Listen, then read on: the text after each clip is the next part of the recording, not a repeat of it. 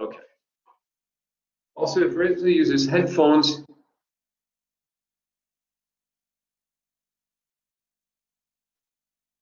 yeah, but I don't know if it's background, if it's feedback or background noise. Oh, maybe it's feedback. Okay. I don't know. I think it's also possible just for Reza to turn his mic on. It's just that if everybody feels that is turning their mic on, then it's come on, you've studied this in class. Where it's like, okay, I'll also shut the window so you don't get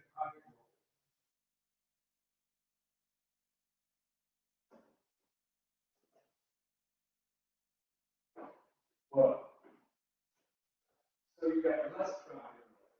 Okay. I live on Gottingen, so I look down on Gottingen, and so I can get that. Okay. So let's get going. The camera turns itself off after every half an hour, so I may have to stop occasionally. No problem. I may have to stop if I kick my tea over as well. Okay, so let's get going. This is lecture 6. I will shut that door as well.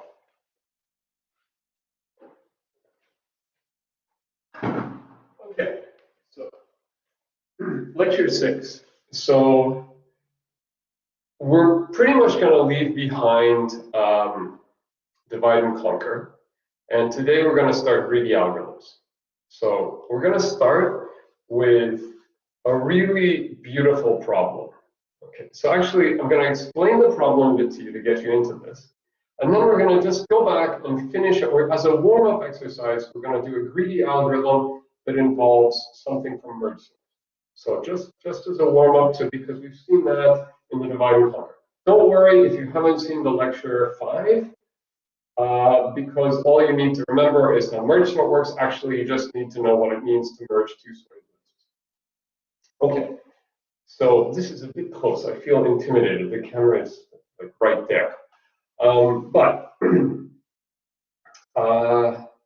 So the problem we're going to start off with, talking about greedy algorithms, is Huffman coding, which is in the book. It has a great history. So in 1948, Claude Shannon invented information theory. So before Shannon, there wasn't a way to really quantify information. And so you sort of knew that something had more information than something else, but you didn't really know what that meant.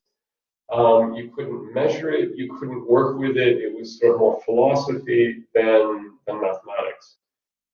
And so Shannon gave a unit of information. He defined a unit of information, which is now it's a binary digit. It's the uncertainty, the information you get from the outcome of a fair coin flip. It's a binary digit, right? Because a fair coin flip can be 0 or 1, heads or tails. This is a binary digit, and we contract it and we call it a bit. So Shannon was the one who came up with the term bit. Actually, I think it was somebody at one of his lunch tables at MIT or Bell Labs. Okay, I think he might have been visiting. So Shannon was a first-class genius. Okay, his master's thesis. In his master's thesis, he was the one who proposed using Boolean logic to model circuits. Okay, so we now all think of circuits of having and, or, and not gates. So think about how hard it would be to design circuits if you didn't know about that. Shannon was the one who proposed that. Okay, his master's thesis has been called the most influential master's thesis in the history of electrical engineering. Okay, he was brilliant.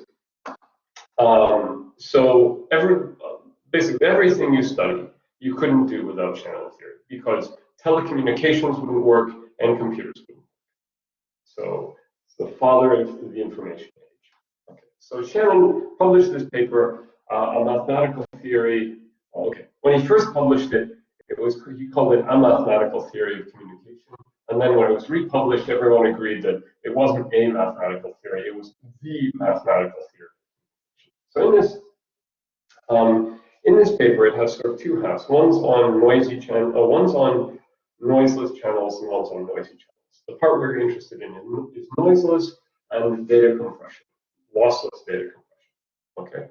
Don't worry, this is not really, you do not have to know this. Okay, this is just to give you some historical context.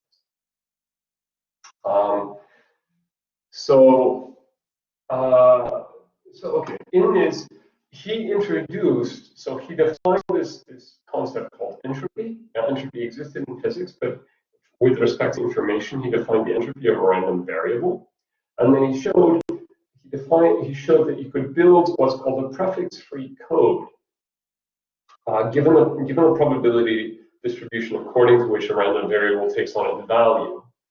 You can build a prefix-free code to send one of those values.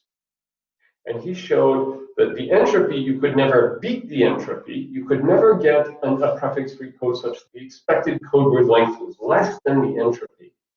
And he gave a construction that showed that you could get to within the entropy plus 1 for the expected code word length. Okay. But his construction did not give you an optimal code. He knew that there were instances in which his construction gave you a code that was close to being perfect, optimal.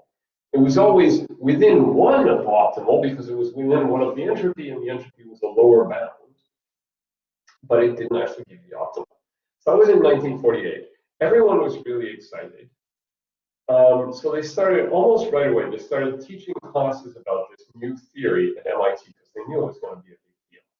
So there was a class by a guy called Richard.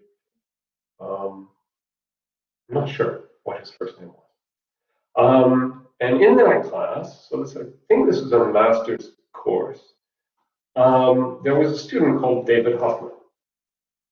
And Fano said, well, you can either, now MIT is like a pretty demanding place. So he said, okay, you're either going to write the final, or here's a list of open questions, because this field just started. Here's a list of open questions. If you answer one of these, you're excused from the final and you pass the course. I'm tempted to do that, but I haven't got a list of questions like that. I could come up with them if people want. Hoffman didn't want to write the final. So the night before the final, he was trying to answer this question. How do you build an optimal prefix-free code given a distribution, given a probability distribution? In polynomial time, how do you build an optimal prefix-free code? Okay? We're going to see that today. We're going to see his algorithm. Now remember, this was an open question that Shannon couldn't close. Hoffman's algorithm is cited, it's used, it's very cool. So that's why we're going to see, this is a big thing we're going to see today. Okay?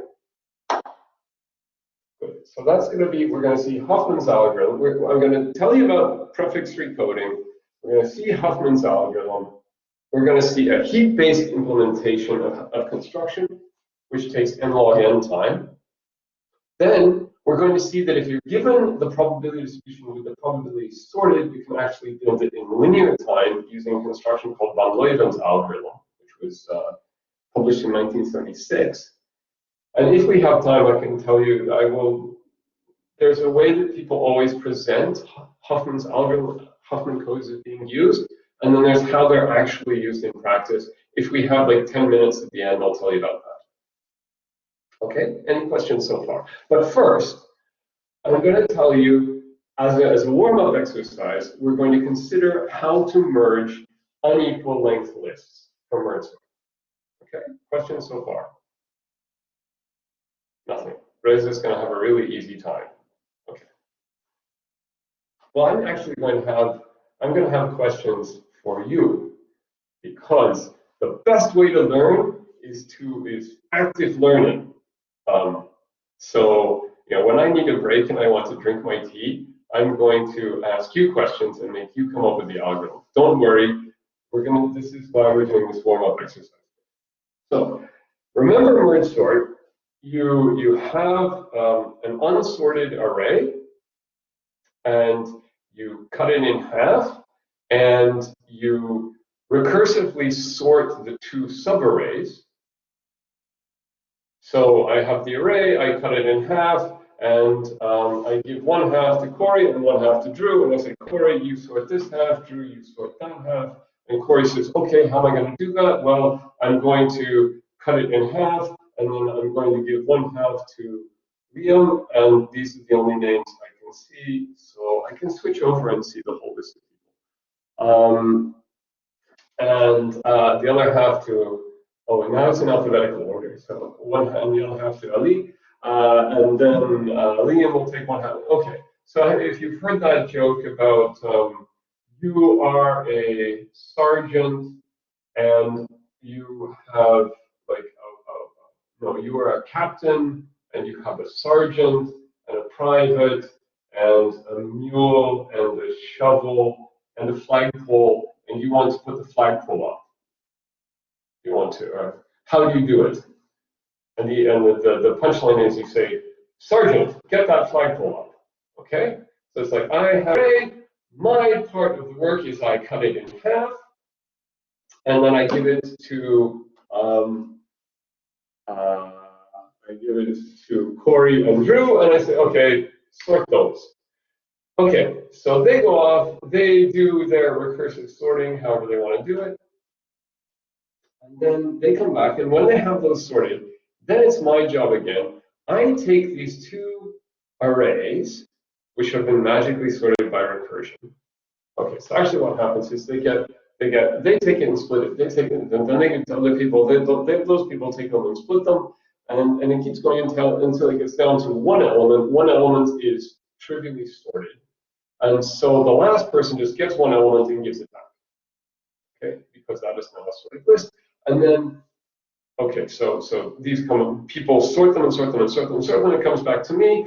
And then what is my task? I have to take these two lists and merge them. How do you, well, we went over this in the last lecture. How do you do this? Well, you have the two lists. You can think of them as sort of two lists. Okay, so we look at the things at the head of the lists. Whichever is smaller, I take it. So, okay, I have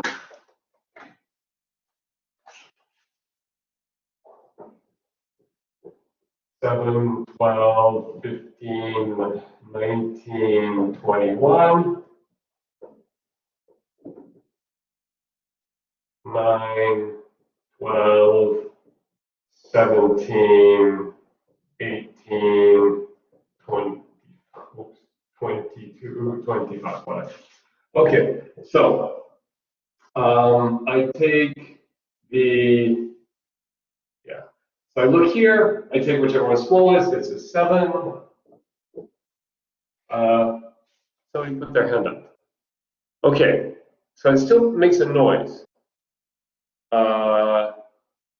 Okay, actually, oh, okay, never mind. So my brother told me a joke. He said that somebody's doing one of these meetings is running a class by Zoom, and some student, and it says, Bin, so-and-so put their hand up, and the teacher says, do you have a question? And the student says, no, I was just stretching. Ha, ha, ha, ha. Okay, never mind. Some things aren't the same on online teaching. Okay, so you take this, then you look, now it's 9 and 12, smallest one is 9, you take the 9, now it's 12 and 12, you don't care. Like, this one, now it's 12 and 15. Now it's 15, so it doesn't have to alternate. Yeah, that's annoying. It is actually alternating here. It doesn't have to. So you can see it's 15, 17, now 18. Okay, here it's not alternating. Okay, so right, how many comparisons do I need to merge this? Well, if I have 2 lists of length n over 2, for every time I do a comparison, I take one of the elements away. So I'm going to do about n comparisons. So it's going to take me. Now, in general, more interestingly, suppose that I have a smaller class or something like that, and so at some point it gets to, I give it to somebody, I give it to Corey and Drew, and Corey gives it to people, and now it gets to somebody at some point who missed the class on recursion, and it gets to people who missed the class on recursion, and they just manually sort it and then give it directly to me. Okay, so now I'm not getting two sorted lists of length n over 2. I'm getting a bunch of sorted lists of various lengths. Okay, so now my life is a bit harder because this was easy, relatively. I mean, if I have two lists of length n over 2, how much time is it going to take me? Linear. Okay, now suppose that I should keep this down. I have a bunch of lists. Now, as I said, I think the camera's resolution, the video on this little camera is not as good as the Google. So now what's going to happen is I'm going to get a bunch of lists which are sorted, but they're all different lengths. Okay? Travis, some students, I think Liam had some question about something. Can you answer him?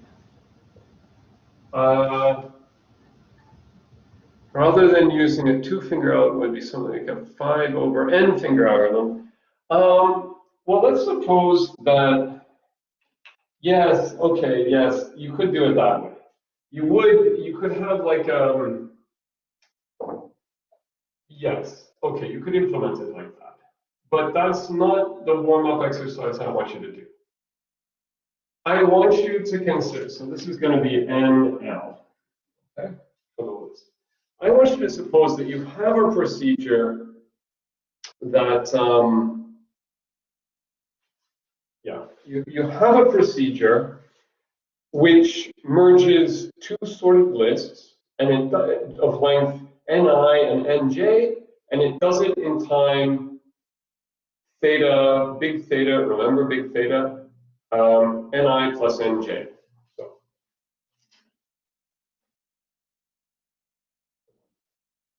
merge, so you have an int pointer nums1, int pointer nums2, and then you have int nums size 1, int nums size 2,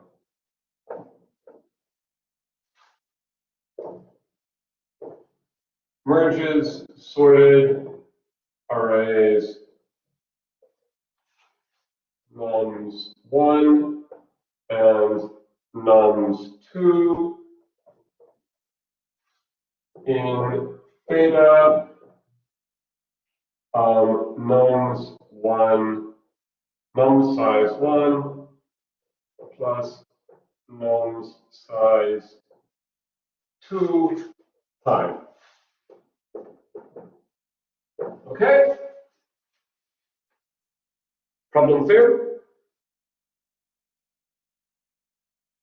Reza, that was good. Thank you. Problem is clear. Okay? So now my life is not so easy because I don't just merge two things. I have to think about how to do this. Because let's suppose that it's an array of size 1, an array of size 1, and an array of size 100. Well, if this is going to take me time, merging two lists takes me time proportional to this total length of the lists. If I merge 1 and 100, that takes me time 101. And then if I merge 1 and 101, that takes me time 102. 2. And so the total time I've spent is 203. Whereas if I had done it, okay, so this, if I merge 1 and 100 and then 1 in the result, 203,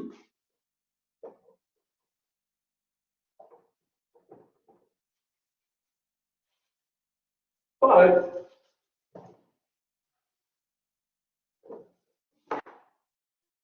if I merge 1 and 1, total time 2, and then I merge 100 and 2, I get 102, which is a little, only a little bit more than half the time. So, okay.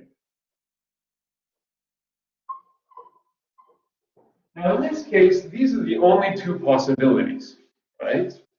Because if you look at it, the merging, my merging procedure I can represent it as a strict binary tree. A strict binary tree, every internal node has exactly 2 children. Okay? So there are only 2 strict binary trees. I mean, the order up here doesn't matter, right? Because I can take whatever I want and merge it. It doesn't have to be these 2 or these 2. I could have merged this one and this one. I mean, they happen to be the same.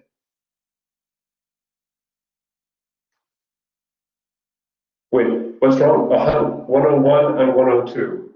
Yes, that was the case. So in the case I merged these 2, it was 101, and then I would merge this one in. Okay. You add the total time of each one. Oh, okay. Sorry. Yes. Reza, come on. You have to know people are asking things. Okay, but actually resolve them themselves, which is even better. Okay, don't worry. It's good. Yes, actually, this is good. Give them a chance to resolve it themselves. This promotes active learning. I mean, I took this course in April. I took a course on online teaching, and so I'm full of buzzwords at the moment. I don't know if it helps, but okay. So is the problem clear? Okay, so that's, I mean, if there are only 3 things, if there are only 3 lists, this is easy. But if there are 100 lists, then I want to come up with a merging procedure such that I spend the least possible time. Okay, merging. So that people understand. Does anybody not understand? Also, I have to tell you, in a few years ago, I was teaching this really, I was teaching an intensive summer course. It was 5 hours a day for like 3 weeks in Spain. And it was PhDs, and there was one guy who's a professor of mathematics from Chile. And I knew he was, I think he's associate professor of math in Chile. I knew he was a professor. And what I didn't know was he's very, very precise. And so if you make a mistake on the board, he will assume that it's not a mistake. He will assume that he hasn't understood something. I didn't know that.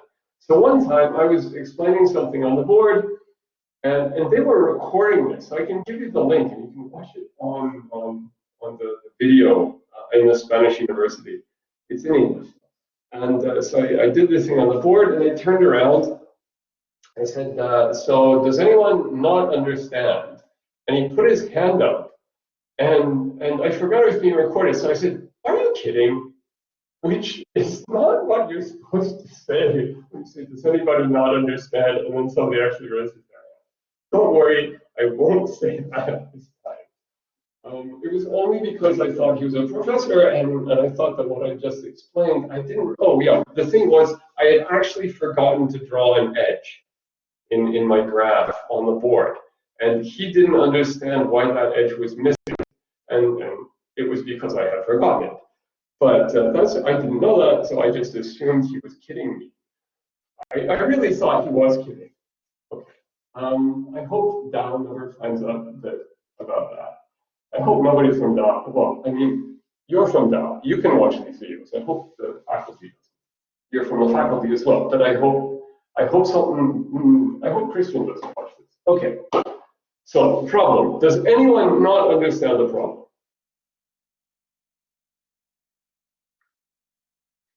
Okay. So how are we going to do this? So this is where I'm going to get you involved. Let's suppose that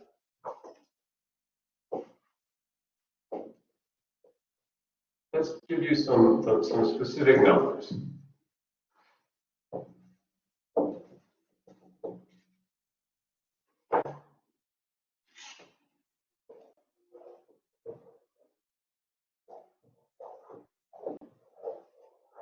Okay, let's suppose that this is 23, this is 37, this is what? 29, this is 45, this is 40, this is, what does this look like? 31, and this is 60. Okay? Okay? So, somebody. Now remember, I said this section of the course, this part of the course is called greedy algorithms. That means that either you want at any step, you don't consider the long-term future. You just think, what do I do now to either maximize my gain or minimize my pain? Okay? So, and then you do that thing. And then most of the difficulty is either, well, usually there's a sorting step at the beginning, and there is actually a sorting step here, which you have to discover. Okay, yeah, so there is a sorting step, which is giving you a hint. And then you have to think, okay, how do I do, and then what do I do to sort of minimize my pain, maximize my gain? And then you do it, and then most of the suffering is proving that doing this repeatedly gives you an optimal solution. Okay? But I want you to remember that it's not, sometimes it's very hard to figure out what is the next thing you do to minimize your pain. Sometimes it's really hard to figure out what the sorting step should be. What do you sort by? In the tutorial, your TAs will go over something. The first question they go over, it will be easy to figure out how you maximize your gain. In the second question, it's not so easy, but you get some practice. Here, now I need somebody to suggest, what do I do? So I have this procedure. I'm going to run this procedure, and I'm going to do a merge. Take the shortest two lists. Yeah, okay, this is going to be, so I'm going to sort these lists by length. This is where the sorting step comes in. And then the two shortest here are 23 and 29. And I'm going to merge these. And I'm going to get a list of length 52. Right? Now, actually, now I can forget about where that list of length 52 came from, right? Because now I have this terrible memory. I don't care how I got that sorted list of length 52 because it doesn't matter anymore. I just have a smaller problem of the same type. Okay? So really, these things I can almost forget about for the moment. Almost. So now I'm just faced with the same problem, but now I have 1, 2, 3, 4, 5, 6 lists instead of 7, and this one is big. Okay, so now I would take now what would I do?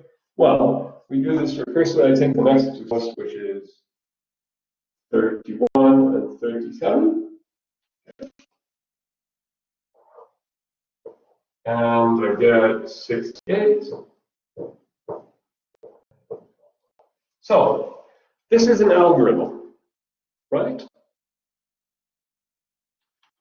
Everyone's happy? This is our algorithm. This is what we're going to do.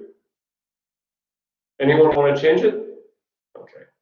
not seeing a lot of participation. So the problem, oh, I wish I could make it randomly sort your names, because if I go to the list, then you're in, yeah, okay, so it seems lots of people are happy.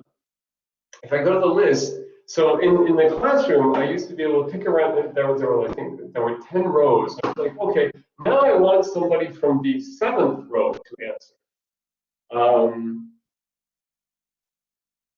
Okay, so, but now I can't really pick randomly because it's going to hit the people with names that start with A, B, and C. Okay, so we have this algorithm. Now, this is the tricky part with greedy algorithms. How do you show that this algorithm is optimal? Okay, this is our algorithm. So in particular, wait, who suggested merging it? It was Alan.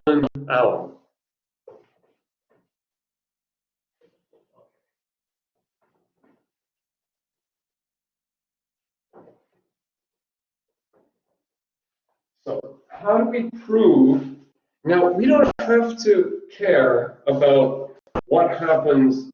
In particular, Alan doesn't have to care about what happens later. I just asked for one, what do we do first? That one step, okay? That's Alan's concern.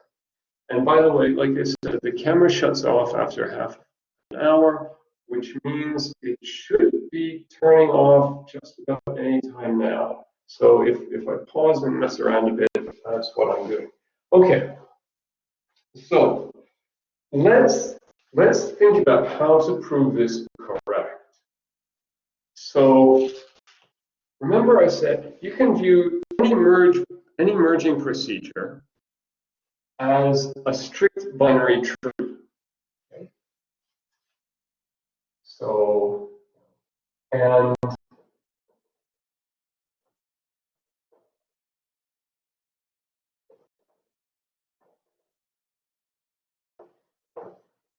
right? So this, and then the leaves are labeled 1, 2, 3, 4, 5, 6, 7, 1, 2, 3, 4, 5, 6.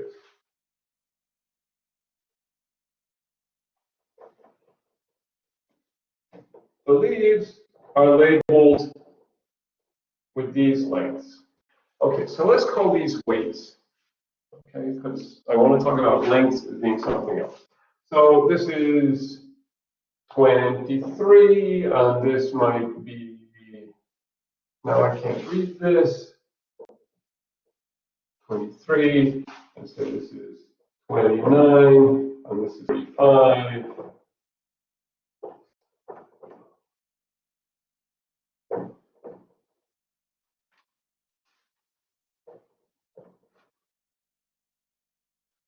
One, two, three, four, five, six, seven.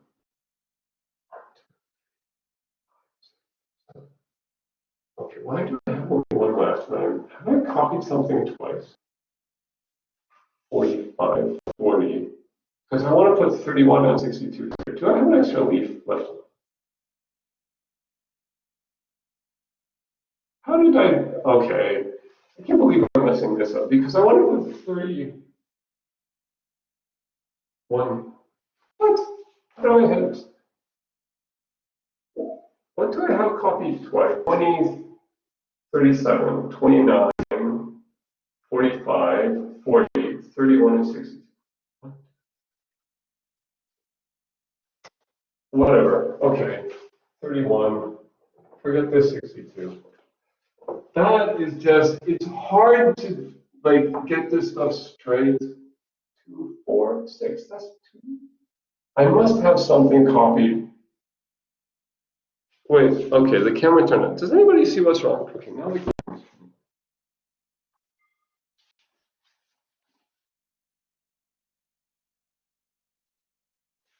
What's wrong? Okay, 29 copied twice. But I have 29 instead of 39. Oh, that's because there is, first I read it as a 2 and then I read it as a 3. Okay, 62 comes back. Okay, So this is a 29, and this is a 31, and this is a 64. Okay, good, good. Sorry about that. No, it was my bad. It was your good because it just this extra little bit here where I erased it and wrote it again. It made me think it was a 3 because I was reading it quickly. Never mind. Sorry. No, thank you. Well spotted. I used to throw candies at the class, except they didn't like the candies anyway. But now I can't do that either. So the point of this is notice that here when I merge 31 and 45 into 76, so every element of this list of size 31, it participates in every merge all the way to the root. Okay? So that means that this time, I can think of this as, instead of 76, I can think of it as 31 plus 45. Sorry, that should be an internal, it should be a circle. Okay, and then it's 76 plus 29 is 96, is 105. And then 145. And then over here, this is going to be 23 60, 122, 145. You don't have to be able to read this. 122, 265, 267. 267. So notice that 31, every one of these 31 participates here, here, here, and here. So it's 1, 2, 3, 4. That's exactly the depth because you measure the depth in the tree by the number of leaves, number of edges to get from the roots of that leaf, which is 1, 2, 3, 4, right? So actually, the total cost of these merges is 260.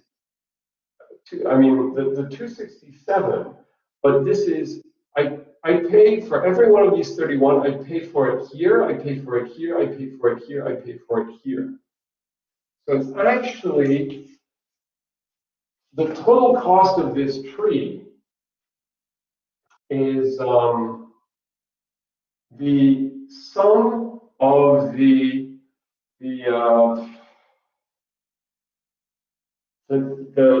sum over the leaves, sum over I of Wi times di, where Wi is the weight of the leaf and di is its depth. Okay. So that just helps you sort of formalize this notion of what you're trying to do. You're trying to find the tree that minimizes that. Okay? People are happy? Sorry about that, messing up with the 29 and 39. Okay, so is this a good tree? No, this is a silly tree. Because if I'm trying to minimize the, maybe you can't actually see this tree easily with the webcam, but if I'm trying to minimize this, why would I put 29 higher than 45? Right? Because that way I'm paying 45 more times. Right? Every element of this 45 is participating in more merges. So actually, what I can do is say, I can take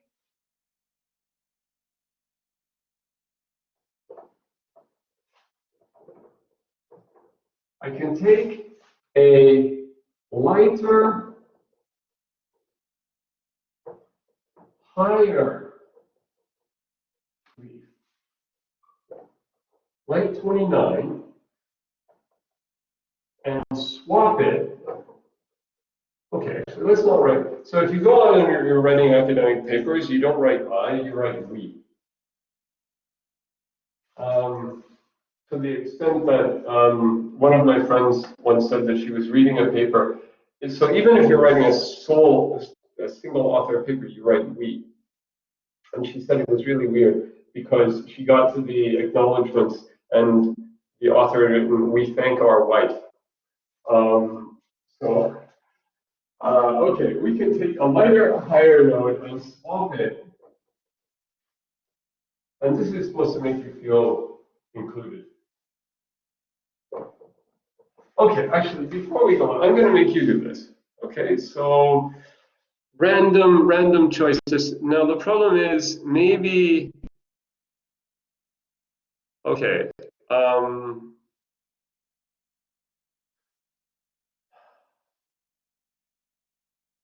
Does anyone want to volunteer and tell me what the next words are going to be?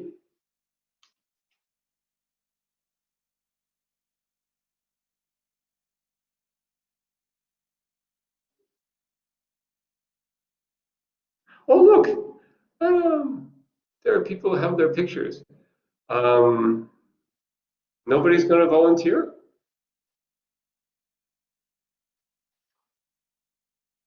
Yes, yes. Okay, with heavier, deeper. Okay, lower, higher, lower. Okay, deeper, lower. Let's say deeper because lower, then you think about lower cost. Okay, deeper. Okay, without increasing the cost.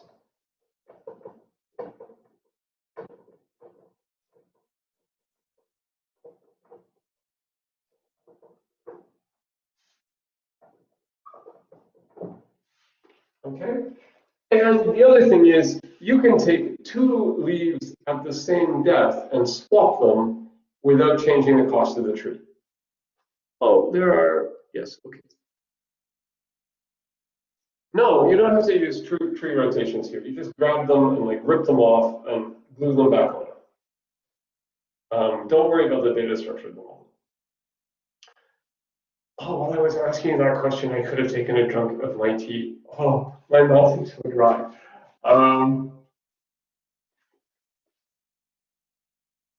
Okay, so,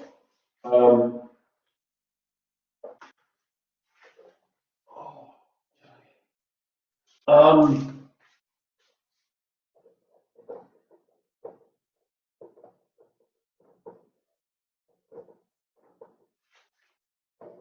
we can swap two leaves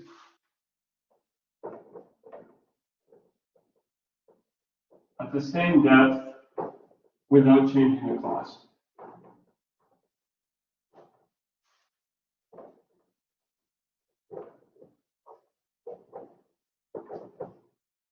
Okay, so why does this get Alan off the hook?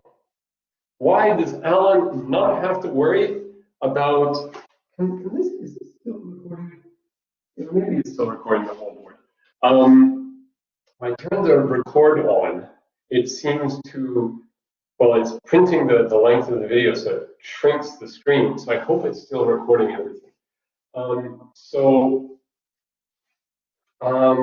Why does this get Alan off the hook? Because suppose somebody gives us, okay, so this is, somebody gives us a tree, maybe like this one, but there is, yeah, so remember, Alan said merge 23 and 29.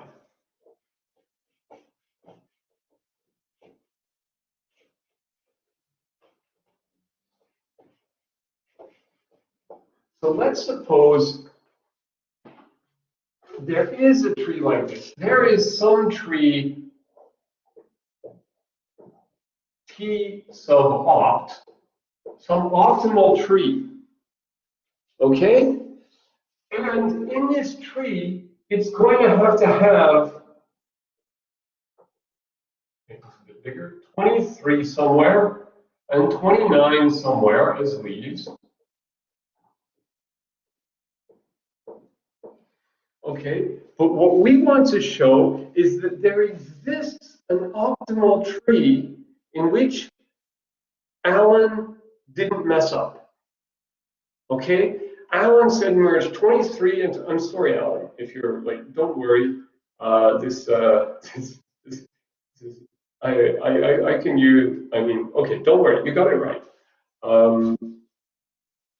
Just, I don't know, maybe people are never gonna answer questions again. No, okay. Maybe, I hope. So Alan said take 23 and 29. So maybe in this optimal tree, some people may have seen this before, so I'm not going to answer that question. If you've seen it before, don't say anything because I want it to be a surprise for something. Okay, you take 23 and 29, but actually you don't have to worry about that. Alan, you just have to care about, did you get this first step right?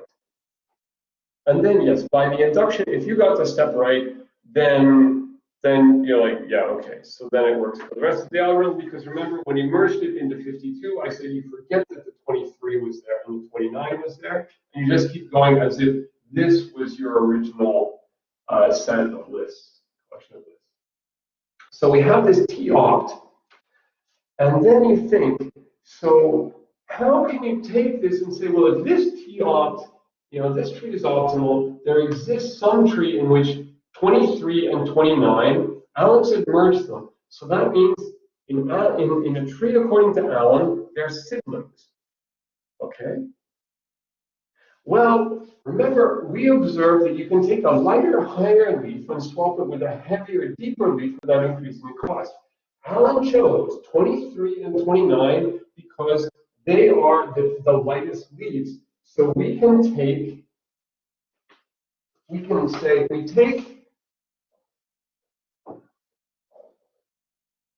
take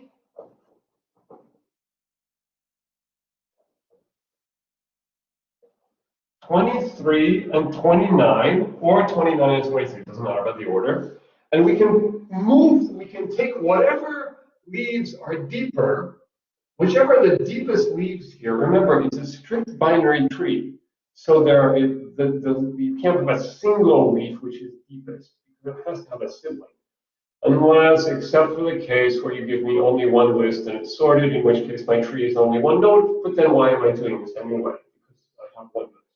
Okay, so you can take them and swap them. So now they're at the deepest level, but maybe they're not siblings like Alan wants them to be. But we can take two leaves at the same level and swap them without changing the cost. So now we can take 23 and 29 and we can put them beside each other.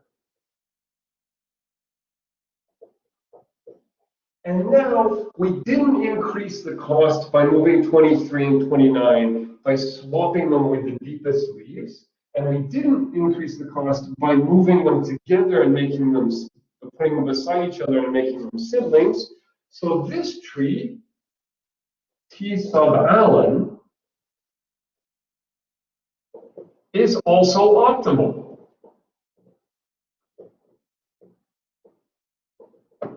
Okay? So that means that after Alan has done that first step, there exists, then you take this node, which is going to be now drawn bigger and has weight 52. So now Alan can say, okay, now this tree looks like this. These two go away. Now there has to be some merging procedure on the other lists and this new list of length 52 that is optimal. But is that Alan's problem, how that works? How you merge the rest of this? No. I didn't say Alan, you have to give me the whole merging procedure. I just said, what is the first step? So Alan is safe because the first step is not a screw-up. After that step, there exists a way to keep merging and get an optimal solution. Okay, now then you say by induction, well, if you give me a single sorted list, this works. If you give me L sorted lists, then I take a step, I get L minus 1 sorted list. Suppose that this works on, okay, so induction is, suppose it works on up to L list. So suppose it works on one list to L minus 1 list, then this greedy algorithm of merging the cheapest leaves. It also works on elements. So by induction, we're done. Okay, we solved the warm-up exercise, and it took us only. I have half an hour left to tell you about Huffman's algorithm, how that works. Don't worry, I think I can do it. We may not get into like canonical Huffman trees and canonical, but don't worry, I think I can do it. We may skip on Leibniz algorithm, but nobody teaches that in undergrad anyway. Okay, are there any questions about this warm-up exercise? Does everybody get this? I can safely put this on the exam. Hands up. Wow. Okay. Fantastic. In particular, everyone sees how to, well, three people at least, everyone sort of sees why, intuitively, why you would take the two smallest lists and merge those first. And now people can sort of see the argument for how you prove that this is optimal. Don't worry, you're going to get a lot of practice. You're going to hear these words. Suppose that after I steps there exists an optimal solution S that extends your sub-solution. Then show that we show that after I plus 1 steps there exists an optimal solution S prime that extends your sub-solution after I plus 1 steps. Okay, you will hear that ad nauseum. That's basically what we're doing here. Okay, now I'm going to tell you about prefix coding. So what happens? Has anyone ever learned Morse code? No. Okay. So normally, oh, I forgot to prepare this. Yeah, forget this. Don't forget it. Keep it in the back of your mind. But I need the board space. We move on to prefix coding.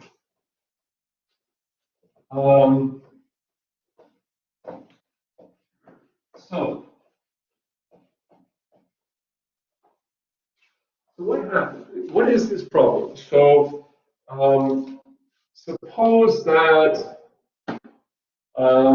we have a random variable x, which takes on some values.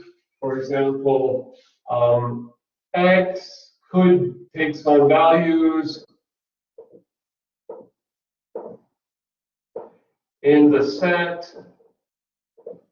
So maybe x is my Christmas present. Okay? So my Christmas present is there under the tree. And it's in a box and it's wrapped up, and I'm trying to think what it is, and I'm going to open the present and I'm going to get some information. And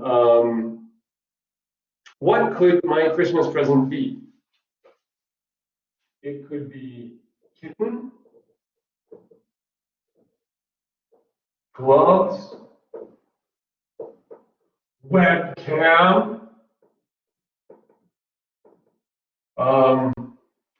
I don't know, like coal, I don't know. I don't actually get Christmas presents. I don't know. I mean, what do people get for? Maybe it's not a Christmas present. It's just some random gift. I open my. I know. It could be. I'm ordering groceries, and I just click fruit box. Like I click veggie box, and it comes, and there are things in there that I don't know what they are. So I have to use Google image search. And so last week I got a celeriac and a kohlrabi, and I've never seen these things before. So let's say x takes on values. Turnip, celeriac, kohlrabi, potato, blah blah. Okay, so you see. So there's some random variable takes on these values. Until you open the box, you don't know what's in there. It's like this box of chocolates, right? Okay. According to a probability distribution,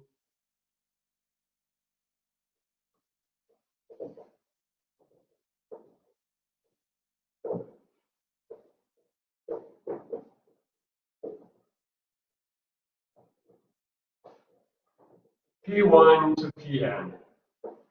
Okay? So what you want, if you think, so it's called a prefix-free code. It's also called an instantaneous code, which means that when you get to the end of the code word, you know what code word was sent. So, okay, what's going to happen is, okay, Yang Di, you are the last person to raise your hand and give me a thumbs up. So you're going to be, I'm going to be sending you a message about what vegetable I received in my veggie box this week.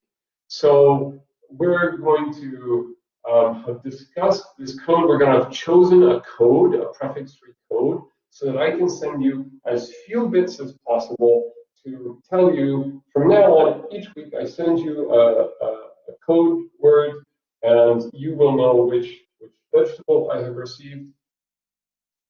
And we want to minimize the expected number of bits.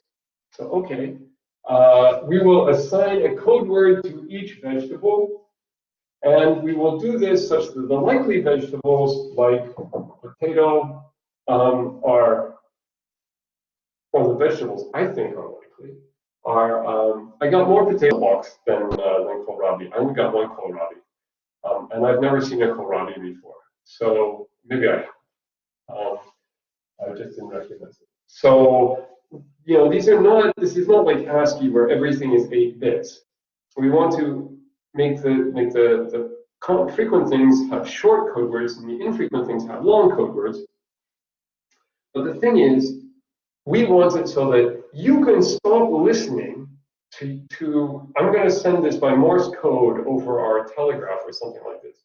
I mean, this is because we can't meet and maybe my internet is broken. I'm going to like do it with a flashlight or something, you know, like you can like people.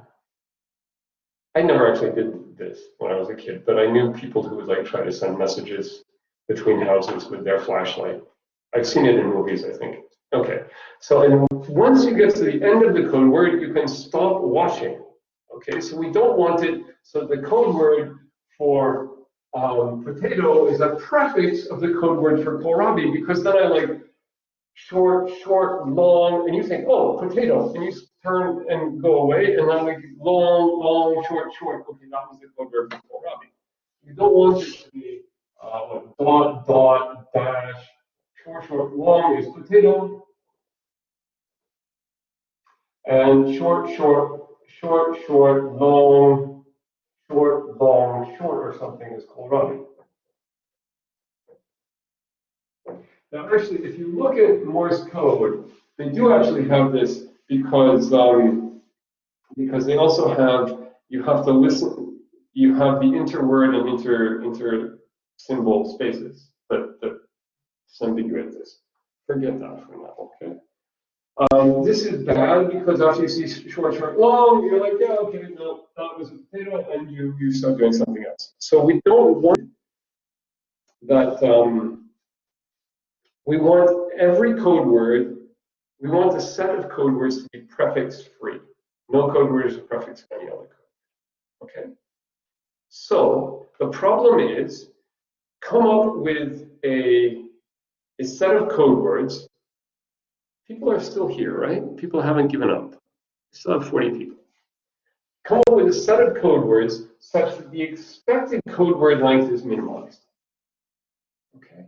Now, Shannon came up, he defined the entropy of this random variable, which is a function of the probability distribution P1 through Pn. And he showed that that was a lower bound on the expected code word length for any prefix-free code. And then there were like the Kraft, Macmillan, and Kenyon, they showed that actually it's for any unambiguous code, even if it's not prefix-free, blah, blah, blah. You don't have to know about that. And then there was this open question that got Huffman out of his exam and made him famous and widely cited and got him tenure and all kinds of stuff. So if I give you the probability distribution P1 to Pn, what do you do? What's the first step?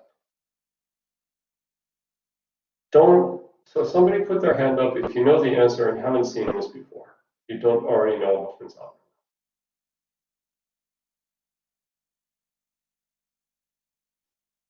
Okay, so I told you, Shannon was a first-class genius, and he didn't see this. Now, we have a lot of tools and a lot of background, and for algorithmic development, we know a lot of tricks. People were, like computer science was still young back then. Okay, well, let's think about it. A prefix-free code, so it's a binary prefix-free code, so zeros or ones. So remember, if you saw it in the last lecture, I was drawing trees, and so actually, if anybody had learned Morse code, they actually teach Morse code by saying it's you teach it as a tree. So suppose that I have a code that's, actually, I'm going to draw a tree first. How many? 1, 2, 3 potato. I want a couple more things. Tomato is actually a fruit, but we're going to ignore that. Tomato, cabbage. Help, I need another vegetable. Somebody, Yang vegetable. Some carrot, right? Carrot. People like carrots. Okay, carrot. So 1, 2, 3, 4, 5, 6, 7. Ah, the same as before. Okay, so let's suppose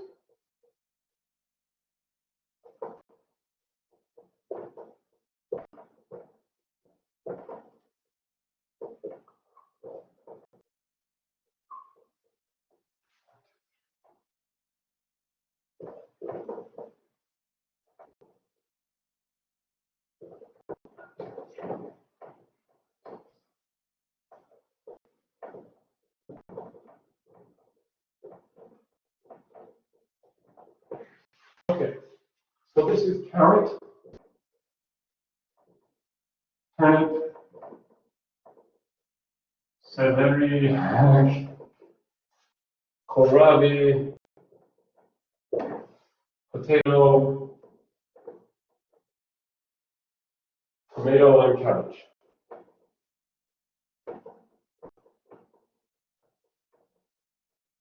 Okay, so the code word for carrot is 0, 0, 0, 0, 0. Why, if I draw this as a tree, why do you know that that no code word is a prefix of any other code word? Because the code word for a vegetable is the concatenation of the labels of the edges on the path to that vegetable. So if any code word was a prefix, then it would mean that the label for that vegetable would have to be in the middle of a path to one of the other vegetables, which would mean that it wouldn't be a leaf. So as long as I label the leaves with the vegetables, then if I take 1, 2, 3, 4, 5, 1, 2, 3, carrots, 0, 0, 0, 0, 0, turnip, 0, 0, 0, 0, 1. So there, 1, 2, 3, 1, 1. Professor Allen have some question if you answer. Wait. Why are cabbage and celery connected to internal lobes? No, wait. These are not internal lobes. These are still leaves. Wait, cabbage, and celery here. Ah, I see. You're asking, why don't I collapse this?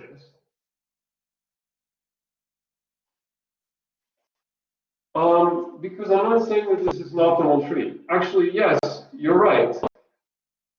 You would always collapse this. There is using this new word, there is no reason to ever have this be a binary tree that is not strictly binary.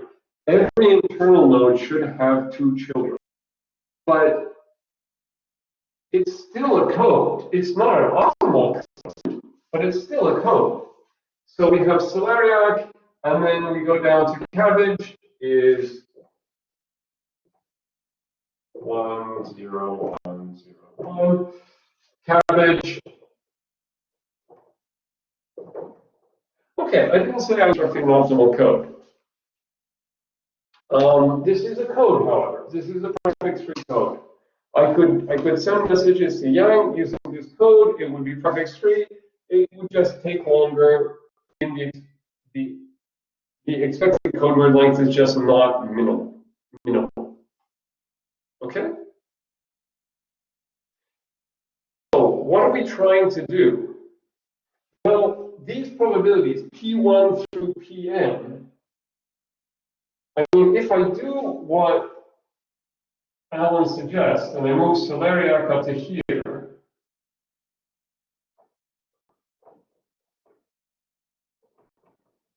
and I move cabbage up, well, I make this as cabbage up.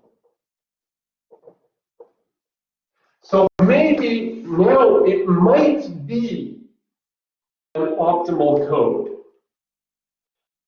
But in general, I mean, there are probability distributions for which it is an optimal code, and there are probability distributions for where it isn't an optimal code. For example, if caret is very likely and cabbage is not very likely, then this would not be a good code. Why? Because we could take caret and switch it with cabbage, and we would reduce the expected code word length. Is this starting to sound familiar? I lost somebody. Okay, so let's formalize the notion.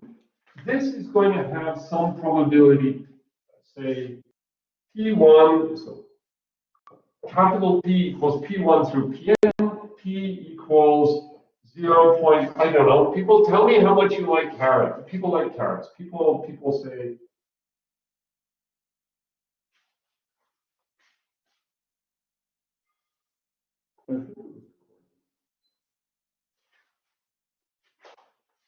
Can I see? The camera just turned this off.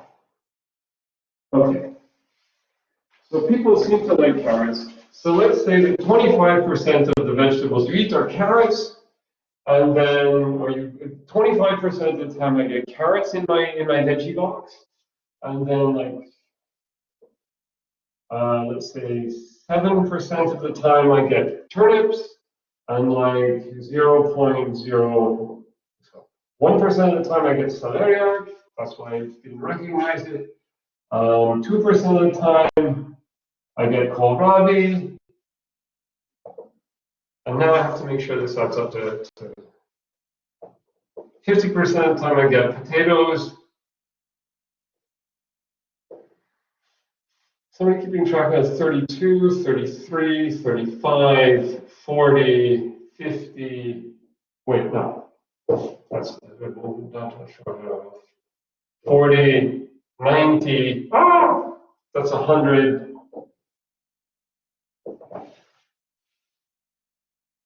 Potatoes, tomatoes.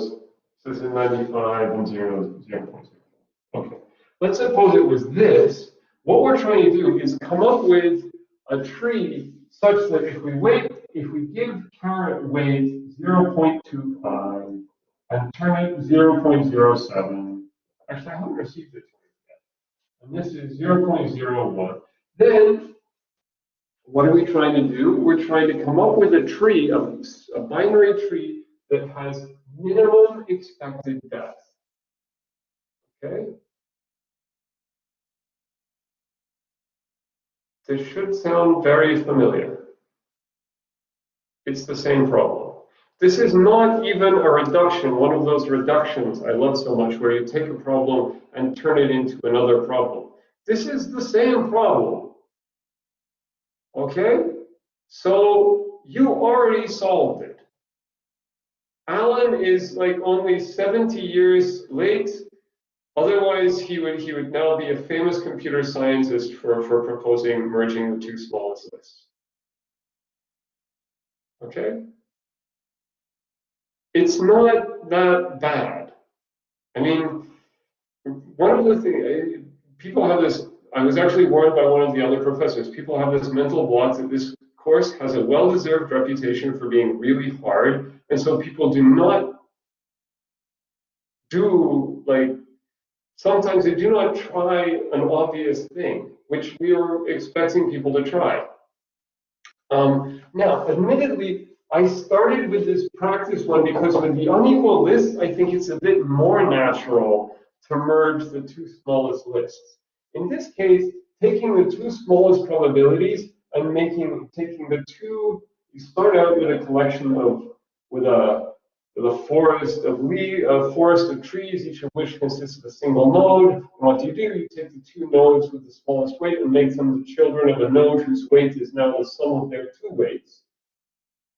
That's not as natural, and that's probably why it took Huffman, so that there's this story that he went through like pads of paper the night before the exam trying to come up with a solution.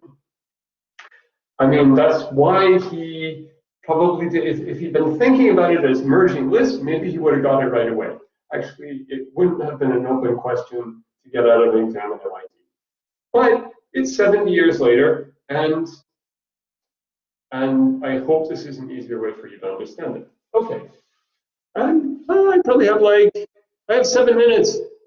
And did I just shut my browser down? Okay, in 7 minutes, so we've seen Huffman's algorithm in disguise. Now we've seen Huffman's algorithm in its normal form. So now I want to talk about the complexity of Huffman's algorithm.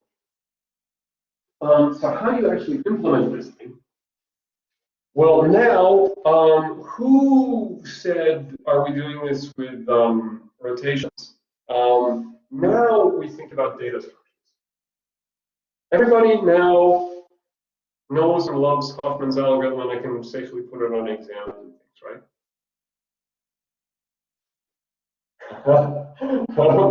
Okay, well, I know at least one person is never forgetting Huffman's algorithm.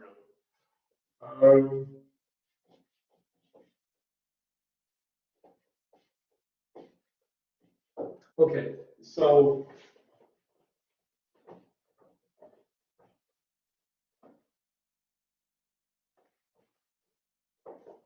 I hope people have been sending me, I have 7 minutes, I'll check my email afterwards. If you've been sending me messages, please have patience, I'll get back to you.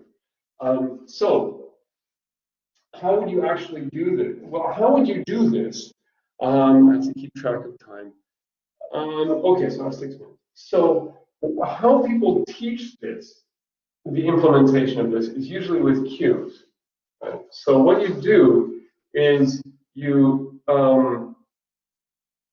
so for example, you could do this as a heap, okay? You learn heaps, you love heaps, I think. So what you do, but think of it just as a priority queue.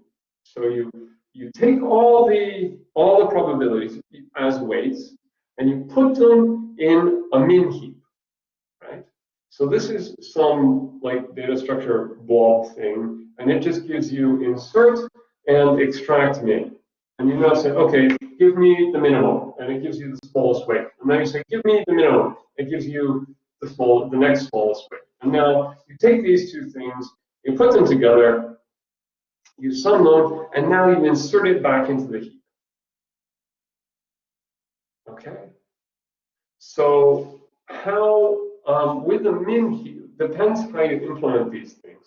But if you implement a min priority queue that has extract min, so with a heap, I think extract min takes, with the implementations you've seen, extract min and insert both take linear, both not linear, take logarithmic time, right? Should have reviewed this. So at least one of them takes logarithmic time because you can't sort in less than n log n time in general. So that's going to take you, if you do it with a heap, it's going to take you order n log n time. Now, that's usually, so I can send you notes, I've written notes out for classes I've taught before, where it diagrams, and it is a valid question to ask on an exam. Please, here are a set of probabilities, build me a Huffman tree, and you have to like take the numbers and blah, blah, blah. There is a cool thing which I can maybe teach you in 3 minutes, which is Van Leeuwen's algorithm, which um, if the weights are sorted already, somebody gives you the probabilities sorted, then Van Leeuwen's algorithm runs in linear time, which is kind of cool. So what you do, you start out with two cubes. Oh, I shouldn't have erased these probabilities. Ooh. Does anybody remember what they were? From the smallest, it was 0.01 and 0.02 and 0.05 and 0.07 and 0.1 and some other stuff. Does anybody remember? No? Okay, whatever. This is probably enough. So this is one of these two. Actually, this doesn't even have to be a cube because I'm never going to use it again. And then I have another one which is initially empty. What you do, each step of this algorithm, I'm going to take, I'm going to look at my two cubes. This is a bit like merging the two lists. I'm going to take, and I'm going to look and say, okay, which one has the smaller? And then I'm going to take the smallest thing off. So in this case, this is empty, so I can't take anything. So I'm going to take this off, and like, so in one hand I'm holding 0.01, and and then this is still empty. So I'm holding 0.01. I look at them again. I get the smallest thing. This is again here. Okay, now I add them together, and I put them in this cube. So 0.01 plus 0.02 is 0.03. And now I can look and say, okay, this one is smaller, so I take this one, and this is empty again. And now this one is smaller, so I add them up, and this goes away, and this is 0.08, 0.03 plus 0.05. Now this one is smaller, so I take it off. So what you do is you keep taking these, you have these two sorted lists, priority queue. Well, this one is not. You have these sort of two lists, and you take the two smallest things off from either the headed here or the headed here. You add them, and then you insert them at the back of this second list. Always insert at the back of the second list. So maybe eventually when this one goes empty, then you ignore it from then on, and you take the smallest thing here, and then the next smallest thing, you add them together, you put it at the back. Okay. Why? So, and you always put it at the back. So the trick to Van Leeuwen's algorithm, and I've now run out of time, is that you can say, why does this keep the things sorted? Well, whenever I'm going to insert something here,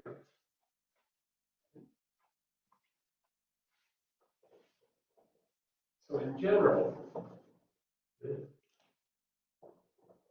I have these two lists, and now I took the smallest thing off, the two smallest things from the front of these lists,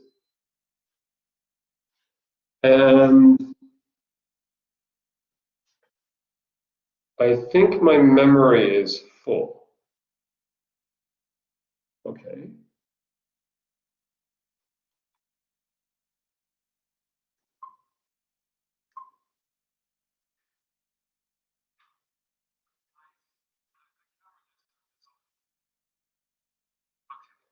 Oh well, okay, so I'll just give you like a really brief explanation of why this works.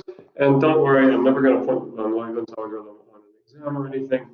So the idea is, if I've taken these two things, let's call them xi and xj.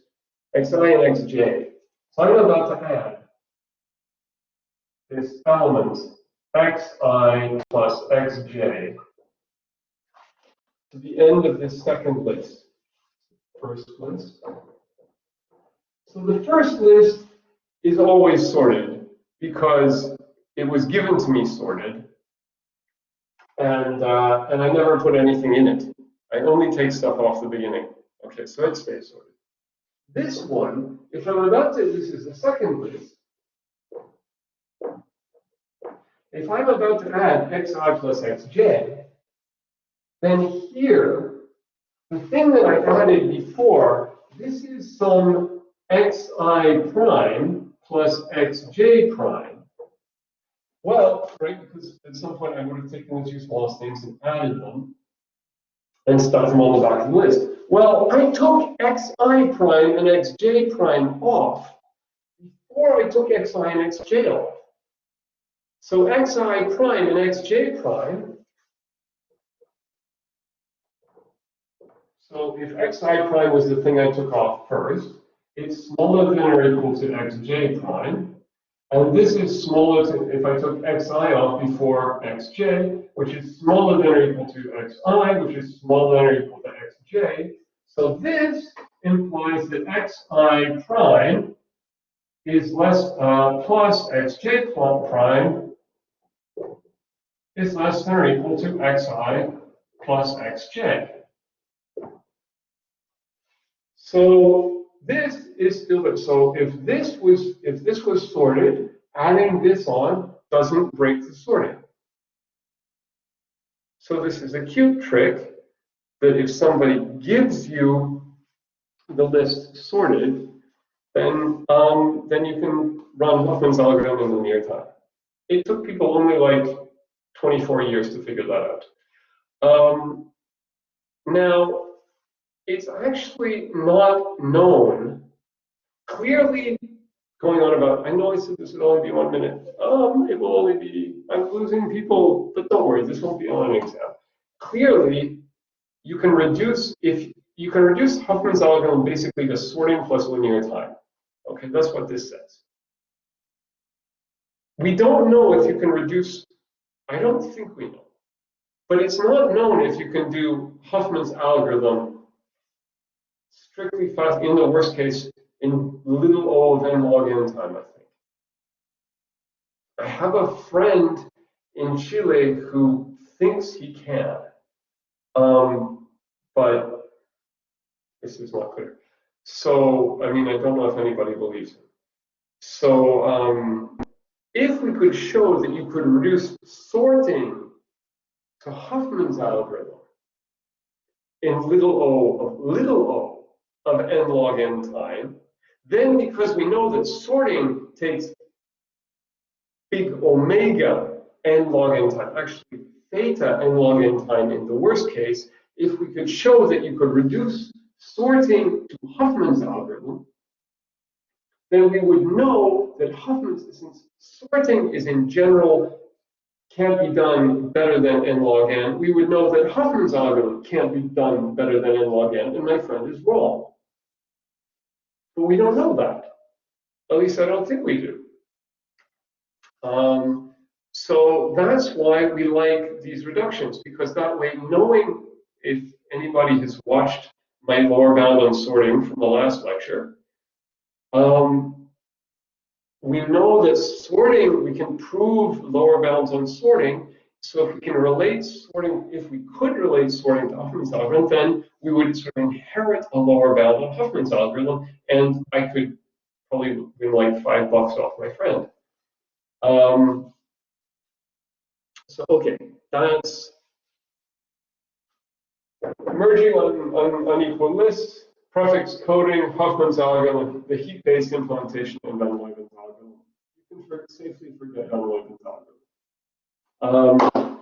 Thank you. I'm not supposed to clap. Thank you. If anybody has questions, email me. You will see more about greedy algorithms in the tutorial and next week and on assignments and exams. It's a beautiful day outside. So now that this is over, bye. Oh, and just in case anybody's wondering, I can't, this is why I prefer whiteboards to slides, because if I give you the slides, I can't pull jokes like this. I'm like, oh, as this pull-up exercise, let's do this easy thing, and then it turns out to be this insanely hard problem that took people years. It doesn't work if you have the slides and you can just look ahead and see the punchline. Do you know when the next assignment will be posted? When I get it written. I have a few of the questions already. But the next assignment will be a mix of asymptotic notation, a master theorem, a little bit of stuff on one question on sorting, and then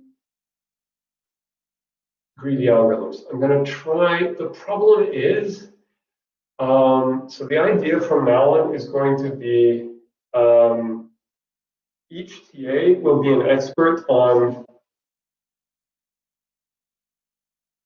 Yeah, well, I said, look, the whiteboard is so huge, and with lots of camera actually recorded this stuff. Can people actually? I know you can't read this tiny stuff. Can you read this part? Okay. Oh, good. Okay. Oh, good. Okay. So it used to be with one whiteboard I have to write a bit smaller. With two whiteboards, am I actually? Yes, I'm still recording this session. Oh, good. So with two whiteboards, it's a bit easier to write bigger. And okay, so there is.